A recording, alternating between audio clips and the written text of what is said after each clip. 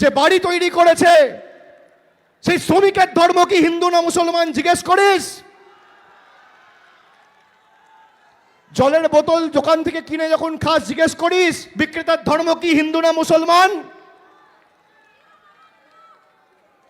আমাদের মধ্যে হিন্দু মুসলমান করবে, বাংলার দম জানে না।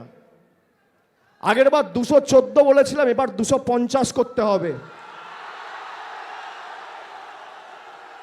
250 করতে হবে। যারা মুখে রক্ত তুলে খেটে দলের জন্য প্রচার করে চলেছেন সারা দিন, আমি সকলকে অনুরোধ করব যে আগামী 100 দিন, আজকে জানুয়ারি মাসের 12 তারিখ, এই মাসে আর 18 দিন, আর ওদিকে ফেব্রুয়ারি, মার্চ, এপ্রিল, 100 থেকে 110 দিন আমাদের 1 ইঞ্চি জমি ছাড়া চলবে না। এমন মানসিকতা নিয়ে ধারাবাহিকভাবে প্রচার করতে হবে, লড়াই করতে হবে। একটু ফাঁক ফোকড় থাকলে বিজেপি মানুষকে ভুল বোঝাবে। পান থেকে চুন খসলে মমতা ব্যানার্জি দায়ী, বরফ গলে জল হলে মমতা ব্যানার্জি দায়ী, পেঁয়াজের সাইজ ছোট হলে মমতা ব্যানার্জি দায়ী, আকাশে মেঘ করলে মমতা ব্যানার্জি দায়ী, রৌদ্রের তাপ বাড়লে মমতা ব্যানার্জি দায়ী, হঠাৎ করে বিদ্যুৎ চমকালে মমতা ব্যানার্জি দায়ী, হঠাৎ করে বৃষ্টি শুরু হলে মমতা ব্যানার্জি দায়ী, ঠান্ডা বাড়লে মমতা ব্যানার্জি দায়ী, গরম বাড়লে মমতা ব্যানার্জি দায়ী। এমন এক সময় আমরা এই কর্মসূচি নিয়ে এসেছি, সমাজ মাধ্যমের ডিজিটাল যোদ্ধারাই বাংলার ধারক বাহক হিসেবে সঠিক প্রচারটা মানুষের কাছে করবে। ব্যক্তির থেকে বড় পার্টি, ব্যক্তির থেকে বড় দল, ছোট খাটো মাঝারি সেজো মেজো নেতা, তাদের নামে জয়ধ্বনি না দিয়ে দলটাকে ভালোবেসে দলের নামে জয়ধ্বনি দেবেন। এবং আমাদের সরকারের যে ইতিবাচক প্রকল্প এবং প্রয়াসগুলো, সেগুলো যাতে সঠিকভাবে মানুষের কাছে তুলে ধরা হয় তার দায়িত্ব নেবেন। আদর্শের উপর আমরা দল করি, আমরা সত্যিকে মিথ্যা বলে আর মিথ্যাকে সত্যি বলে রটনাকে ঘটনা বানিয়ে দেখাতে পারবো না, যেটা বিজেপি করে। প্রতি মুহূর্তে বিজেপি কোথাও যদি কিছু পোস্ট করে, এটা আমাদের সকলের দায় দায়িত্ব, সেটা টুইটার হোক, ফেসবুক হোক, ইউটিউব হোক, সঙ্গে সঙ্গে সেটা ক্রস চেক করে সেটা কাউন্টার করা। যারা ফেসবুকে পোস্ট করেন, এমন কিছু সস্তায় লাইক পাওয়ার, সস্তায় শেয়ার করার জন্য পোস্ট করবেন না। কিছু নেতা আছে যখন বক্তব্য রাখে সস্তায় তালি পাওয়ার জন্য 2-4টে আলটপকা মন্তব্য করে। সেরম কোনো পোস্ট যে 4টে বাড়তি আমি লাইক পাবো বা 5 জন বাড়তি শেয়ার করবে, এটা ভেবে করবেন না। এটা আমার একান্ত অনুরোধ। যুক্তি দিয়ে কাজ করতে হবে, আমাদের কাছে তো যুক্তি রয়েছে। আমি শুনছি বিজেপি নাকি বিভিন্ন বিধানসভায় তৃণমূল কংগ্রেসের নেতাদের বা তৃণমূল কংগ্রেসের যেখানে বিধায়ক রয়েছে বিশেষ করে, সেখানে তারা চার্জশিট রিলিজ করবে যে তৃণমূল কোথায় ব্যর্থ। সাধারণ মানুষেরও জানা উচিত, আপনাদেরও জানা উচিত। এই যে আমরা বলি 2 লক্ষ কোটি টাকা কেন্দ্র সরকার আটকে রেখেছে, বাংলায় সব মিলিয়ে 294টা বিধানসভা রয়েছে। 294টা বিধানসভা মানে একটা বিধানসভার 680 কোটি টাকা এই নরেন্দ্র মোদীর সরকার গায়ের জোরে আটকে রেখেছে। বাংলায় বুথ কত আছে?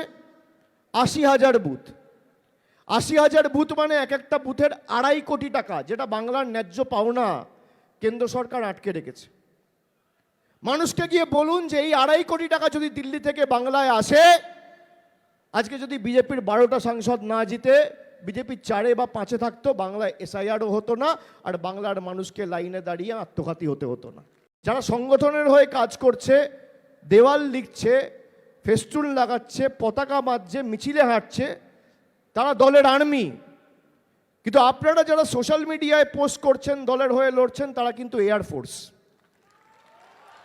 এটা মাথায় রাখতে হবে। আর আমরা যারা পার্লামেন্টে লড়ছি বা হাইকোর্ট সুপ্রিম কোর্টে লড়ছি, মানুষের সাথে থাকছি, তাদেরকে ধরে নিন নেভি। একদিকে নেভি, একদিকে আর্মি, একদিকে এয়ারফোর্স।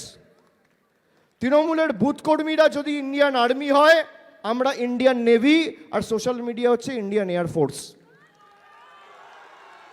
তিনজনের মধ্যে কোনো পার্থক্য নেই। আর তিনটে যদি এক গতিতে একভাবে মুভ করে, তাহলে বিরোধীদের চূর্ণ বিচূর্ণ করতে সময় লাগবে? যারা ভালো কাজ করছে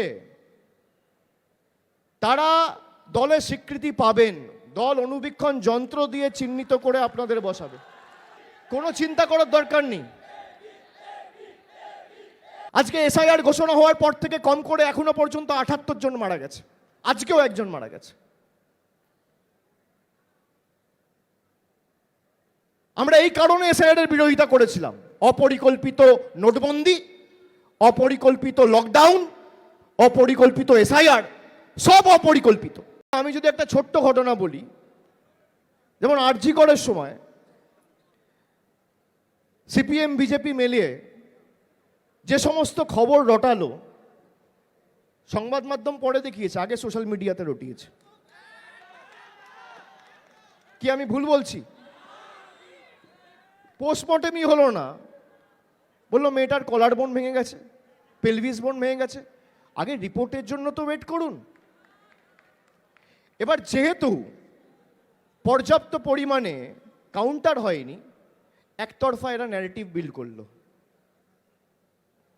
আমরা প্রথম দিন থেকে বলেছি যে কেস যদি চায় সিবিআই নিক, কারো কোনো আপত্তি নেই। আজকে প্রায় ১.৫ বছর হলো সিবিআই তদন্ত করছে। যে ছেলেটাকে একদিনে মমতা ব্যানার্জি ধরেছিল, ১.৫ বছর ধরে সিবিআই তার বাইরে আর কাউকে অ্যারেস্ট করতে পারেনি। যারা ভোট দিয়ে দেশের প্রধানমন্ত্রী নির্বাচিত করেছে তারা অবৈধ, আর দেশের প্রধানমন্ত্রী বৈধ। আমরা যদি সবাই অবৈধ হই, তাহলে দিল্লিতে বসে যে দেশ চালাচ্ছে সেও অবৈধ। তাদের যুক্তিতেই তো তারা অবৈধ। মানুষ ভোট দিয়ে তাদের নির্বাচিত করেছে। দেশের স্বরাষ্ট্রমন্ত্রী অবৈধ, প্রতিরক্ষা মন্ত্রী অবৈধ, রাষ্ট্রপতি অবৈধ। কেন? এই সাংসদরা রাষ্ট্রপতি নির্বাচিত করে। রাজ্যপাল অবৈধ, সব অবৈধ। মানুষ অবৈধ আর বিজেপির নেতারা বৈধ। এই স্বামী বিবেকানন্দকে বিজেপির নেতা সুকান্ত মজুমদার বলছে অজ্ঞ বামপন্থী প্রোডাক্ট। এই বিজেপি নেতা ২০১৯ সালে এই বিজেপির নেতারা কর্মীরা ঈশ্বরচন্দ্র বিদ্যাসাগরের মূর্তি ভেঙেছিলেন। শ্রদ্ধেয় বঙ্কিমচন্দ্র চট্টোপাধ্যায় না, সম্মানীয় বঙ্কিমচন্দ্র চট্টোপাধ্যায় না, অমিত শাহ এসে বলছে রবীন্দ্রনাথ সান্যাল। রবীন্দ্রনাথ ঠাকুরের পুরো নামই জানে না, তার জন্মস্থান জানে না। মানুষকে এগুলো বলতে হবে, বোঝাতে হবে।